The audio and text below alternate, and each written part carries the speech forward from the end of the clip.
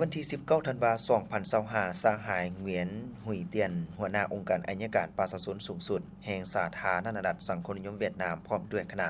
ได้เข้าเยี่ยมคำนับสหายสอนไซสีพันดอนกรรมการกรมการเมืองศูนย์กลางพรรคนายกรัฐมนตรีแห่งสาธารณรัฐประชาธิปไตยประชาชนลาวเนื่องในโอกาสเดินทางมาเยี่ยมยามและเฮ็ดเวียกอยู่สาธารณรัฐประชาธิปไตยประชาชนลาวในระหว่างวันที่18 19ธันวาคม2025ในโอกาสนี้สหายเหงียนหุยเตียนหัวหน้าองค์การอัยการประชาชนสูงสุดแห่งสาธารณรัฐสังคมนิยมเวียดนามได้รายงานเกี่ยวกับผลสำเร็จการร่วมมือระหว่าง2องค์การอัยการประชาชนในระยะผ่านมาและทิศทางร่วมมือในตัวหน้าเป็นต้นการสืบต่อจัดตั้งปฏิบัติบทบันทึกช่วยจำที่ได้เซ็นกันในระยะผ่านมา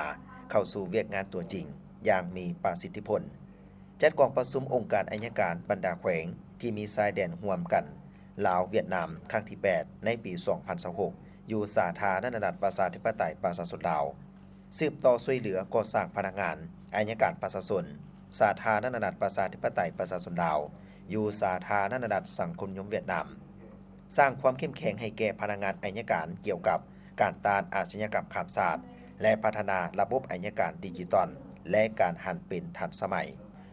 ในโอกาสดังกล่าวสหายสอนไซสีพันดอนนายกรัฐมนตรีแห่งสาธารณรัฐประชาธิปไตยประชาชนลาวได้กล่าวแสดงความย่องยอสมเสยต่อผลสำเร็จของการมาเยี่ยมยามและเฮ็ดเวียกอย่างเป็นทางการอยู่สาธารณรัฐประชาธิปไตยประชาชนลาวครั้งนี้พร้อมทางอวยพรใส่ให้สหายเหวียนหุยเตียนหัวหน้าองค์การอัยการประชาชนสูงสุดแห่งสาธารณรัฐสังคมนิยมเวียดนามพร้อมด้วยคณะจงมีสุขภาพเข้มแข็งประสบผลสำเร็จในเวียกงานที่ได้รับการมอบหมายและเดินทางกลับคืนประเทศด้วยความสวัสดิภาพ